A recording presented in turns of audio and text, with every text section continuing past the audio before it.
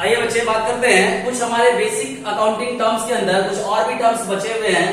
अब इसे हम खत्म करते हैं। कुछ टॉपिक और भी बचे हुए हैं, बस इसे हम कंप्लीट करेंगे। इसके बाद हमारी बेसिक अकाउंटिंग टर्म्स की कंप्लीट एक पूरी जो भी आपके पॉइंट्स हैं वो सारे के सारे क्लियर हो जाएंगे। अब ऑलमोस्ट हमने लास्ट वीडियो में सब कुछ आपको क्लियर करवा दिया हुआ है। कुछ चीजें बची हुई है, अब इसके बारे में जान लेते हैं वो छोटी छोटी बातें क्या है। आइए बात करते हैं कॉस्ट में क्या होता है। तो कॉस्ट का मतलब समझ लो, आपने कॉस्ट वर्ड पहले भी सुना होगा, लेकिन अब यहाँ से अकाउंट्स के टर्म में क्या समझेंगे। सर कॉस्ट का मतलब हमने लागत भी सुना हुआ था, जैसे कोई हिंदी वाले बच्चे होंगे तो उसने लागत भी सुना होगा। सर क्या यही चीज होती है? हाँ बच्चे यही चीज होती है, बस अब थोड़ा सेंस समझिए ये क्या होता है। अब ये समझ लो, सपोज मेरे हाथ में एक मार्कर है। हाँ सर आपके हाथ में मार्कर है। अब इस मार्कर को बनाने के लिए, इसको बनाने के लिए रॉ मटेरियल भी लगा होगा। हाँ सर रॉ मटेरियल लगा होगा, यानी रॉ मटेरियल की जो आपकी लागत आई होगी, यानी रॉ मटेरियल पे जो फिर लागत वाली बातें तो वही होगी। तो रॉ मटेरियल को परचेज करने के लिए जो भी आपने खर्च किया होगा वो आपका क्या आएगा, इसकी कॉस्ट के अंदर आएगा। सबको ये समझ लिए। अब इसके रॉ मटेरियल में क्या क्या आएगा, सबको ये समझ लिए, प्लास्टिक आ गया, ये कलर आ गया, इसके अंदर इंक आ गया, और भी चीज आ गई। तो इस सबको परचेज करने के लिए उसके बाद इस सबको असेंबल करके आपने क्या बना दिया, मार्कर बना दिया। तो कह रहे हैं इन सब चीजों को परचेज करने पे जो भी आपने खर्चे किए वो क्या कहलाएगा, इस मार्कर का कॉस्ट कहलाएगा। कॉस्ट का मतलब आप हमेशा थोड़ा सा ध्यान रखेंगे कि जो भी प्रोडक्ट है उसे बनाने के लिए जो भी एक्सपेंडिचर करने पड़ते हैं या जो भी एक्सपेंसेस करने पड़ते हैं वो उसका क्या कहलाएगा, आपका कॉस्ट कहलाएगा। और कॉस्ट और एक और चीज आती है बच्चे, यही मैं आपको बता देता हूं, एक आता है आपका सेल भी आता है। कॉस्ट और सेल दोनों अलग अलग चीज होती है बच्चे। कॉस्ट में जब आप प्रॉफिट को ऐड कर लेते हैं तब वो आपका क्या माना जाता है, सेल होता है। यानी कॉस्ट में आप ये समझ लें कि प्रॉफिट वाला पोर्शन आपका ऐड नहीं किया जाता है।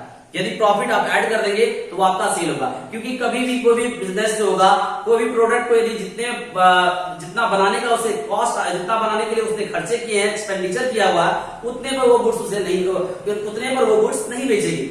तो बेचने के लिए उस पर कुछ प्रॉफिट मार्जिन भी ऐड करना पड़ता है। तो जब आप प्रॉफिट मार्जिन ऐड कर देते हैं तब जो आपको वैल्यू मिलती है वो आपकी सेल वैल्यू कहलाती है। तो कॉस्ट वाली बातें के लिए आपको क्या याद रखना है, कोई भी आर्टिकल, कोई भी प्रोडक्ट को बनाने के लिए जो भी आपके एक्सपेंडिचर होते हैं, यानी रेडी टू यूज करने तक में जो आप कह सकते हैं, जो भी आपको एक्सपेंडिचर करने पड़ते हैं वो उसके कॉस्ट का पार्ट होता है। तो कॉस्ट आपको आई होप क्लियर हुआ होगा। इसके बाद हम बात करते हैं वाउचर। तो वाउचर में क्या होता है, वाउचर क्या होता है, एक एविडेंस होता है, एविडेंस जो कि आपके बिजनेस ट्रांजैक्शन को जस्टिफाई करता है। एविडेंस क्या होता है सर, अब ये रिटन में होता है या ओरल में होता है। तो सबसे पहले बच्चे आप ये समझ लो, ये रिटन में होता है। अब जैसे मान लो कि आपने बोला क्या सर मैंने आपके लिए मार्कर परचेज करके लाया, मैं बोला इसका बिल दिखाओ, मैं कैसे मान लो कि तुमने ये मार्कर परचेज करके लाया वो 20 रुपए में।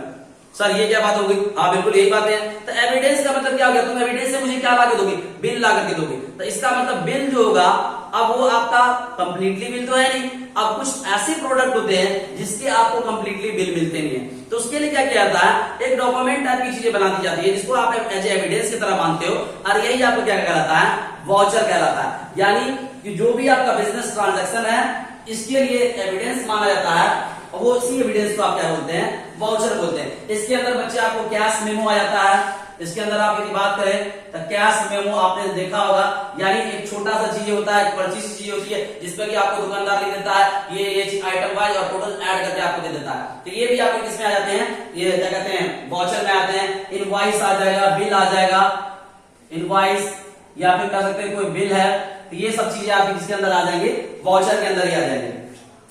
तो ये आपका वाउचर आपको समझ में आ जाना चाहिए। वाउचर क्या हो गया कि किसी बिजनेस ट्रांजैक्शन में जो भी ट्रांजैक्शन है जिसे आप रिकॉर्ड करते हैं उसके लिए एक एविडेंस का काम करता है। लाइक आप कैश मेमो समझ लीजिए, इनवॉइस समझ लीजिए, बिल समझ लीजिए। तो ये आपको क्या हो गया बच्चे, वाउचर। इसके बारे में और ज्यादा डीपली चीजें नहीं है, बस आपको आगे टर्म यूज होगी इसलिए आपको इसका मतलब पता होना चाहिए। आइए बात करते हैं, बुक वैल्यू है। बुक वैल्यू क्या होता है बच्चे, अब आप ये समझ लो कि बुक और वैल्यू का मतलब क्या हो गया कि वो वैल्यू जिसमें आपके कोई भी बिजनेस के बुक्स ऑफ अकाउंट्स में जिस वैल्यू पर कोई भी चीजों को आप रिकॉर्ड करते हो वो चीजें क्या कहलाता है, आपका बुक वैल्यू।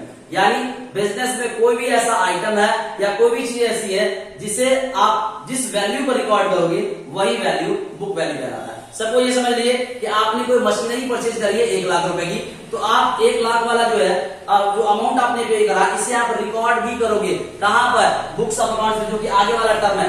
यानी आप बुक्स ऑफ अकाउंट्स को भी इसी टर्म में समझ लीजिए, यानी जहां पर आपके वो ट्रांजैक्शन रिकॉर्ड किए जाएंगे वही चीज आपका क्या कहलाता है, बुक्स ऑफ अकाउंट्स कहलाता है। और बुक वैल्यू क्या हो गया, जिस वैल्यू पर बुक्स ऑफ अकाउंट्स में चीजें रिकॉर्ड की जाती है वो आपका बुक वैल्यू है। एकदम सिंपल सा लॉजिक है कि बुक्स ऑफ अकाउंट जहां ट्रांजैक्शन रिकॉर्ड होगा और बुक वैल्यू का मतलब जिस वैल्यू पर रिकॉर्ड होगा। तो ये दोनों चीजों को आप एक साथ याद रख सकते हैं, बुक्स ऑफ अकाउंट और बुक वैल्यू को। तो दोनों में आपको ट्रांजैक्शन को ध्यान रखना है कि रिकॉर्ड कहां पे हो रहा है। सर ट्रांजैक्शन जो होगा यहाँ पर कैश क्रेडिट कुछ भी हो सकता है, बिल्कुल कैश क्रेडिट कोई सा भी ट्रांजैक्शन आप रिकॉर्ड करेंगे। मुद्दा ये है बच्चे बुक वैल्यू आपको बस याद रखना है जिस वैल्यू। सर कोई और भी वैल्यू होता है जिसपे हम रिकॉर्ड करते हैं, हाँ बच्चे एक मार्केट वैल्यू भी होता है। मार्केट वैल्यू वाली बातें हम आगे के टॉपिक जब पढ़ेंगे तो वहां पे बात करेंगे। तो यहाँ पर फिलहाल आप बुक वैल्यू समझिए कि बुक्स ऑफ अकाउंट्स में जिस वैल्यू पर जो ट्रांजैक्शन रिकॉर्ड किए जाते हैं वो वैल्यू आपका बुक वैल्यू होगा। और बुक्स ऑफ अकाउंट्स क्या हो गया, जहां पर आपके ट्रांजैक्शन रिकॉर्ड किए जाते हैं वो आपका क्या हो जाएगा, बुक्स ऑफ अकाउंट्स। यानी इसके लिए आप नॉर्मली टर्म याद रखिए और कोई एग्जाम्पल वाली चीजें नहीं है। इसके बाद बात करेंगे, एक हमारा है कॉस्ट ऑफ गुड्स सोल्ड।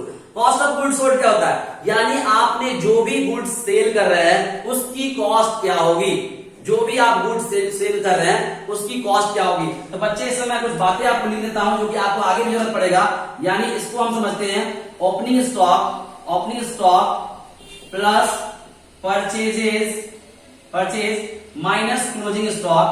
ये आपको जस्टिफाई करता है किसको, कॉस्ट ऑफ गुड्स सोल्ड, जिसको हम शॉर्ट में cost of goods sold COGS लिखते हैं। ये आपको आगे जरूरत पड़ने वाली है।